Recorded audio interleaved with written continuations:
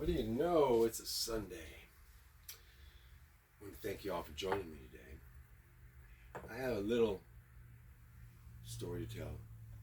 Hopefully, it will cause you to be inspired. To give those of you who know that God has a plan, give you a chance to fulfill that plan.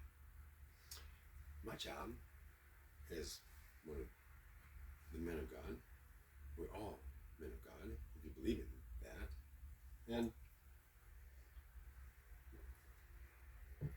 as one, we have to try to lead. And if we can lead to the right places and others follow, then we can open up doors and pathways and opportunities they didn't know existed. Now I'm going to be able to speak of doors. I happen to own 2,000 of them, going back into the 1800s, maybe even 1700s. I have doors from India, doors from New York, doors from all over, doors of opportunity, and windows.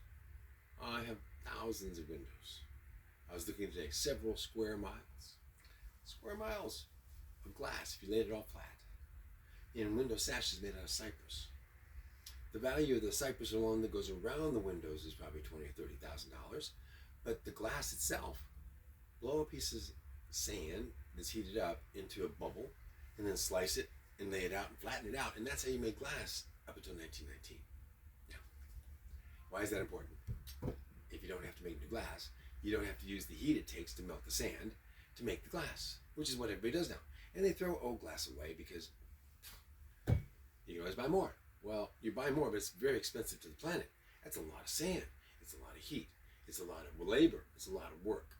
And why not use the old stuff? So, I believe in salvaging the past to create the future.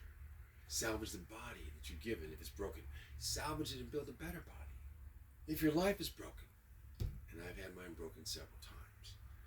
Losing my son, my only son, broke my life, broke my self-image.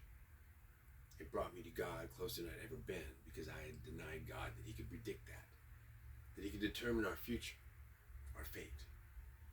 I didn't believe until he told me my son would pass away in Paris, France, and at 24. And when he did, since then I've been at his service, fulfilling a mission I came in life to do from the beginning.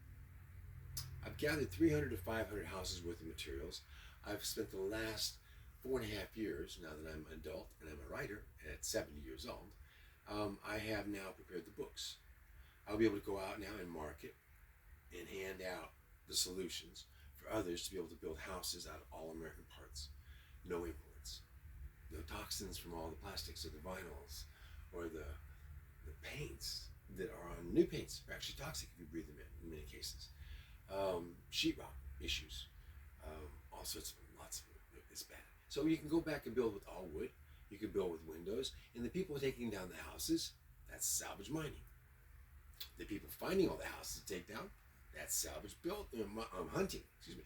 Salvage hunters go out, find the houses, find the barns, get the contracts to tear them down, make sure everybody's happy, and then have the salvage miners come in and do the work, tear it down, and then they take the materials over to the salvage builders, which is the co-op in your local town.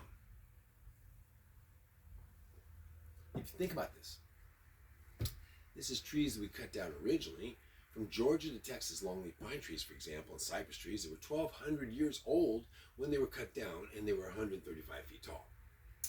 Save that old wood in all those old houses. Save the wood in the barns. Save the wood in the stores.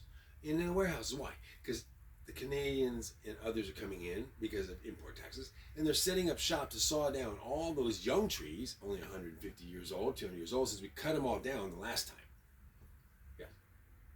There was a time when a squirrel could get in a tree in Georgia and stay in trees all the way to Texas, if he was to prefer to do that, and that time is gone. So, we're barely getting forests back, which means we're barely getting the environment for wildlife back, which means we're barely getting back what was taken from us by the lumber barons who paid $1.50 an acre, cut all the trees down, and abandoned the property for the taxes in many cases, or later came back and planted trees to grow faster, cut sooner. But effectively, the riches of the United States, the lands, the sunshine, the water, was taken by the land barons and the lumber barons. And even to this day, I believe it's the Vanderbilts that have the biggest stand of longleaf pine trees, and they have to be 180 years old before the heart of the tree even develops. And then from the heart of the tree developing, another 800 or 1,000 years before you harvest the tree to cut the heart of the tree out. Heartwood is a cut from the center of the tree. It's the strongest part. It holds the tree up 135 feet tall, and there's no knots for many, many cases. 20, 30 feet, no knots. Amazing.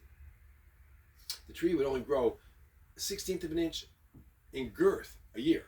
And the average tree in about the 1835, 1840 was 6 foot in diameter, average. I mean, some were bigger and smaller. And they were all cut down by 1932 by the lumber barons. Now, a lot of people don't know about the lumber barons, but there's a great book called The Sawdust Empire. And you really need to read it because it tells you about how in Texas, up until the 1930s, 1934, they were paying their employees with tokens, stamping them on Friday, handing them out the tokens to the people. Nobody in town would take the tokens. Nobody anywhere but at the company store. And for your rent, company housing, you pay with tokens. And anything else you need at the company store. But otherwise, you leave the company compound and your tokens were no good. So they finally passed a law in Texas saying you've got to pay those slaves with real money, otherwise they're slaves. No, they're white people. They're still slaves. They were indentured servants. They're all colors, by the way. The original indentured servants who were sent over from England during the big battles in the 1700s, oh my goodness, they were all slaves. White slaves, black slaves, yellow slaves, didn't matter. They were all indentured servants. They were sent over here and their life was owed to somebody. And in Texas, you couldn't get out of being an indentured servant if you couldn't make any money and leave. They pay you in tokens. You could buy your way out, but once you got out, what are you going to do? You can't leave with tokens. And so to leave the lumber yards in those days, you had to basically leave with nothing. In those days, 12-year-olds started work because daddy was probably worn out by the time they got to be 12. And they started working, cleaning out all the saws and everything. So all that lumber is stacked up in my warehouses. They made windows out of it. They made doors out of it. J.F. Smith & Brothers. J.F. Smith & Brothers was the biggest shipper, catalog parts, windows, doors, hardware in 1863 to 1963. When they shut down in 1963, the dentist across the street said, let me save that inventory. Being a guy like me, he didn't want it wasted. And he saved it in a house over in Muldoon, Texas with 3 bedrooms, filled, stacked floor to ceiling with stuff, and a barn out back stacked with floor to ceiling in a corner of it, 15 foot high, with window sashes. And a lot of them were new old stock, never been used. So I happened to have been come along. He's 84 years old in the old folks home. His wife was 83. And the kids want to get some money. It's going to end shortly because I'm about running out of time. Would you believe the moment I said I'd go ahead and take all that stuff and save it, take care of it, honor it, be the steward? Within 4 days, he and his wife passed away. Their job was done. They found the next sucker who's going to go ahead and steward the stuff for the next 25 years, which is about how long it's been. And I've got all these windows and all these doors all made out of cypress trees that are 1,000, 1,500 years old. You're never going to find them again. I've got the lumber, longleaf pine to build the walls with, the floors with. I've got the trim to do all around the windows and doors. I have enough windows and doors to build at least 300 to 500 small houses, tiny homes in stock. Now what I want to do is I want to get certified people that come in here and train, learn how to build this way, and then go back out and start outposts. And I'll give them the materials to build the first 2 or 3 houses as part of their tuition. So you spend $25,000 or $50,000. At $50,000, you get 3 houses with the windows and doors and trim and all sorts of things to take back with you, but you also get certified and you get a territory. And every order that comes in your territory, say around 75 miles from where your place is, that co-op of your local people can build those houses and transport them cheaper than I could ever hope anybody could hope to build them anywhere else and transport them. Because they can be houses, not trailers. They can be 11 foot wide instead of 7 or 8 foot wide. They can be habitable, healthy, and grounded. I'm about to run out of time. If you're interested in this, I know. I came forward just so I could say on a Sunday, I'm here as your inspiration. God sent me to do a job. My job was to have everything ready when you all woke up.